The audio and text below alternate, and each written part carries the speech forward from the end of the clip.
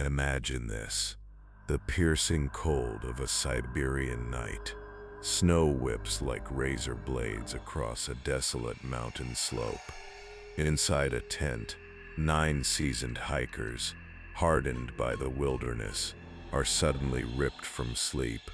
No warning, no roar of an avalanche, no growl of a predator, just a silent, all-consuming wave of pure, unadulterated terror. They tear their way out of the tent, not through the zipper, but by slashing the fabric with knives, abandoning everything: boots, food, warmth, into the unforgiving -30-degree night. Why? What unseen horror could drive experienced mountaineers to such an unimaginable suicidal act? This isn't panic.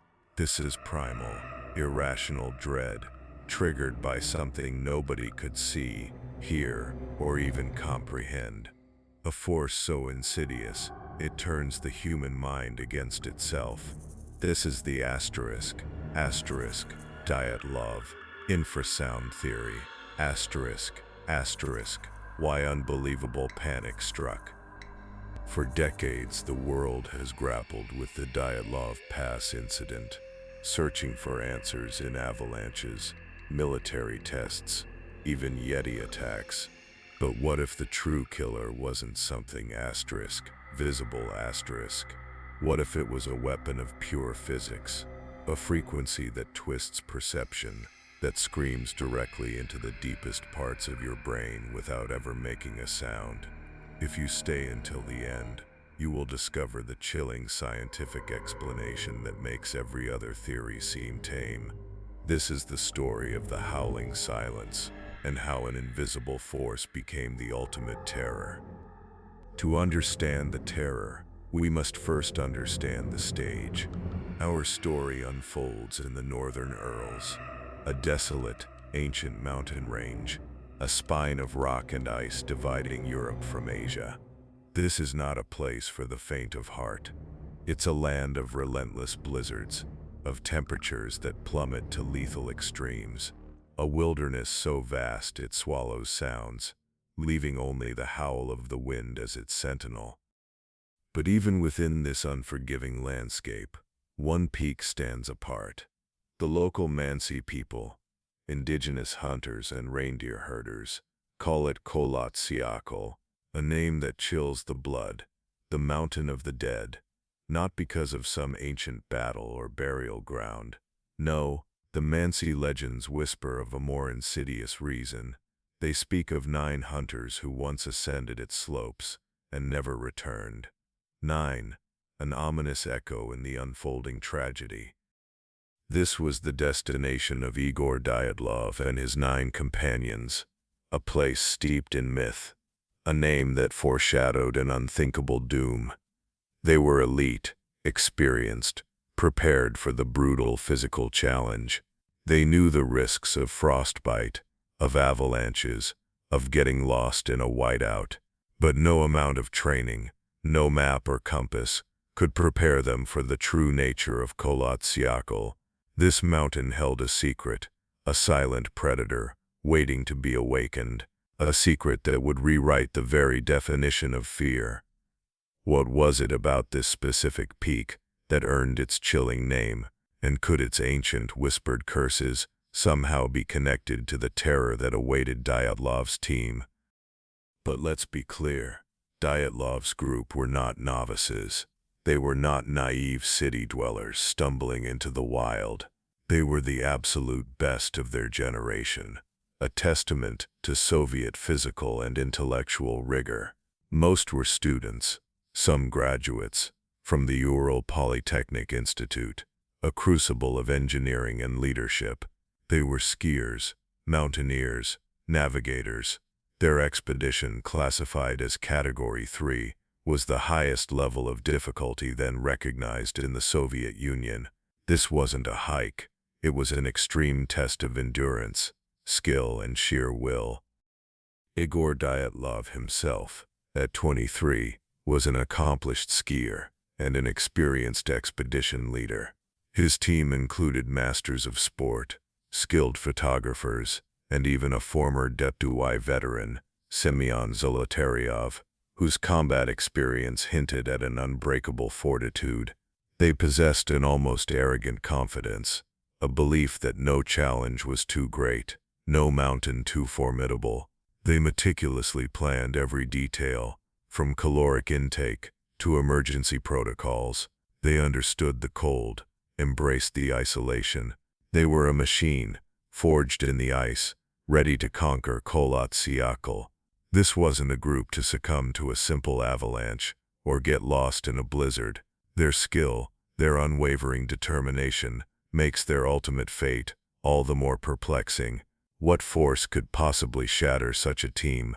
What could make these hardened adventurers flee into the sub-zero night, abandoning their sanctuary, their very lives, to an unseen terror? Their journey began with the familiar crunch of snow underfoot, a rhythmic symphony echoing the heartbeat of our nation's spirit, resilience, exploration, and an unyielding will to push boundaries. For weeks they trekked deeper into the vast, untouched wilderness of the Ural Mountains, a region as beautiful as it was unforgiving. Each day was a testament to their camaraderie, a shared endeavor etched into the fabric of their collective memory. They moved as one, a singular entity against the wide expanse, their laughter and shared stories warming the frigid air. Every turn of the page in their expedition diaries, every click of a camera shutter, documented not just their physical progression, but the deepening of their bond. These journals, these photographs, they are windows into a simpler time, moments of pure, unadulterated joy before the shadow fell. You see them, our young explorers, vibrant and alive, embodying the very best of our pioneering spirit. They were celebrating their shared purpose, the silent pride in conquering nature's challenges, one arduous mile at a time. This was a healthy adventure, a quest for knowledge and endurance, documented with painstaking detail. What could possibly fracture such unity? What could transform this picture of hope and patriotism into an indelible mark of terror, a silent scream frozen in time? But then, a subtle shift, a deviation from the planned course, seemingly minor, yet ultimately catastrophic. One member, Yudin, began to feel unwell, a sudden onset of crippling sciatica, a pain so sharp it made every step agony. He couldn't continue. The decision weighed heavily on him, on the entire group. To turn back meant failure, a personal defeat in the face of their collective ambition. Yet to press on would jeopardize the mission, and more importantly, his own life. It was a fateful choice, born of necessity and concern. Dyatlov, ever the responsible leader, insisted Yudin return. This single act of compassion, of putting a comrade's health above the expedition's goal, unknowingly sealed Yudin's fate. As the sole survivor, he watched them go, a silent, solitary figure, the last to see them alive, a haunting image, full of unspoken questions. What if he had pushed on? What if they had all turned back? These are the brutal what-ifs that plague every unsolved mystery. Yudin's turn was a fracture in the narrative, a tear in the fabric of their destiny, and as he descended, the other 9 ascended, unknowingly walking into a silence that would consume them whole. The 9 pushed on, higher, deeper into the mountain's embrace.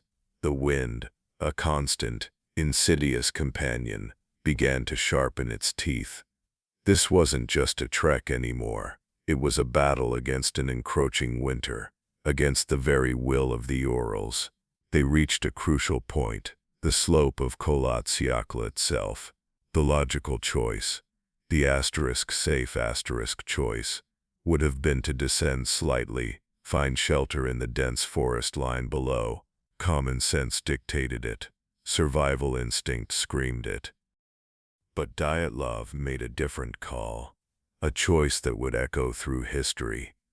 A strategic error, perhaps born of a desperate ambition to conquer the peak, or a fatal misjudgment of the rapidly deteriorating conditions.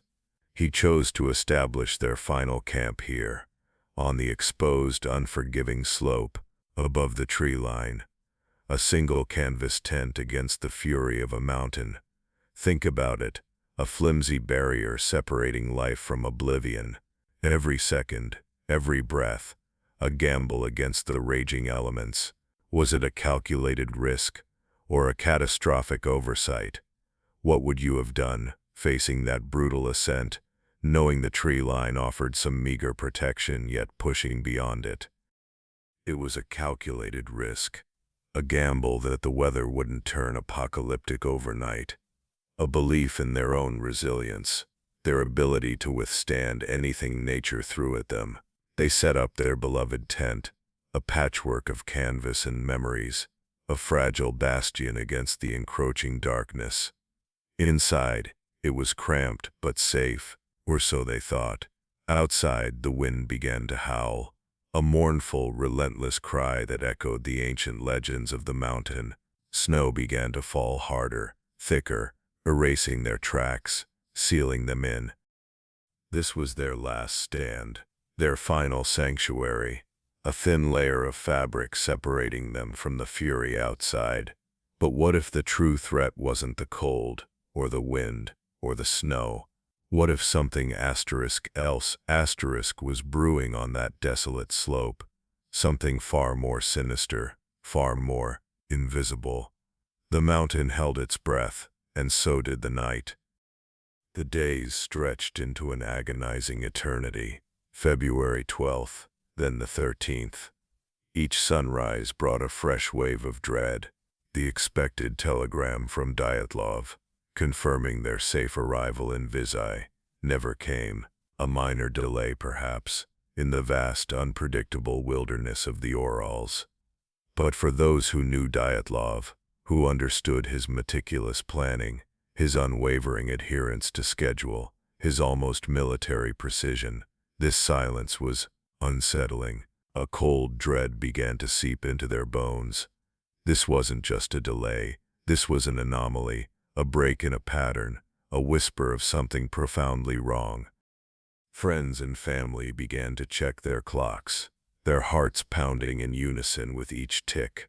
A phone rang, unanswered, in a small Soviet-era apartment, its silence deafening. Fingers trembling traced dates on calendars, each passing day an invisible knot tightening in their chests. What began as a minor delay soon morphed into a gnawing unease, a gut feeling, a primal instinct screaming that something was profoundly, irrevocably wrong. The vastness of the Urals, once a symbol of adventure, now loomed as a monstrous, silent devourer. Every second that passed without word was a hammer blow to their fragile hope. Could they have simply lost their way? The 15th arrived. Still nothing. The initial concern hardened into outright alarm. This wasn't just a delay. This was an absence, an uncharacteristic void, where communication should have been. The authorities, initially dismissive, finally began to listen. The search began, quietly at first, a ripple of worry spreading through the small community. Soon, volunteers, driven by a desperate hope, joined the effort. They didn't know what they were looking for, but they knew it wouldn't be good. Missing posters, hastily printed, began to appear. Their stark images, a chilling testament to the unknown. The silence from Vizhai wasn't just deafening, it was a prelude. Then, on February 26th, the unimaginable, a search party, led by Mikhail Sharavin, a student volunteer, pushed through the relentless blizzard. And there, amidst the vast, desolate white, they spotted something, a tent, not neatly pitched, a beacon of safety, but a pale, crumpled form, half buried under a fresh blanket of snow, barely visible against the stark, unforgiving landscape. Hope surged, a desperate, fleeting warmth in the frigid air. Then, it froze, because a tent like that, It spoke of abandonment, of chaos, of a sudden violent departure. What force could compel trained, experienced hikers to leave their only shelter in such a state? As they approached, the scene solidified into something far more sinister than a simple accident. The tent wasn't just collapsed, it was torn, not from the outside, by the savage winds of Kholat Syakhl, but from within a massive jagged rent, a brutal laceration, as if someone inside had desperately, violently clawed their way out. The thought chilled them to the bone. Why would experienced mountaineers, facing a blizzard, tear apart their only shelter? Inside, a tableau of chilling normalcy. Boots neatly lined up, food untouched, warm clothing, personal diaries, all carefully arranged. It was as if the occupants had simply vanished mid-activity, in a sudden impossible rush. No signs of struggle, no blood, just an orderly chaos. But the most terrifying detail was the blade. A precise, almost surgical cut, running horizontally across the tent fabric from the inside. This wasn't a tear from panic. This was a deliberate act of escape. But escape from what? The air crackled with unspoken questions, each more terrifying than the last. The intact belongings, left behind without a second thought, screamed of an instantaneous departure. The cut tent, a violent laceration, spoke of desperate urgency, of a panicked escape. But from what? The missing skiers, a terrifying enigma. They weren't just lost, they had fled. From their only sanctuary, their only hope of survival, into the deadly, merciless embrace of the Ural winter. The true horror had only just begun. What could possibly drive 9 experienced hikers to such an extreme, desperate act? The truth lay etched in the snow. A trail, not a single cohesive path, but a scattering of prints, descending the slope away from the ravaged tent. Each footprint was a scream frozen in time, not boot prints. These were impossibilities. Some were bare, others, impossibly, were socked. A single boot print stood out like a cruel joke. Barefoot, in the snow,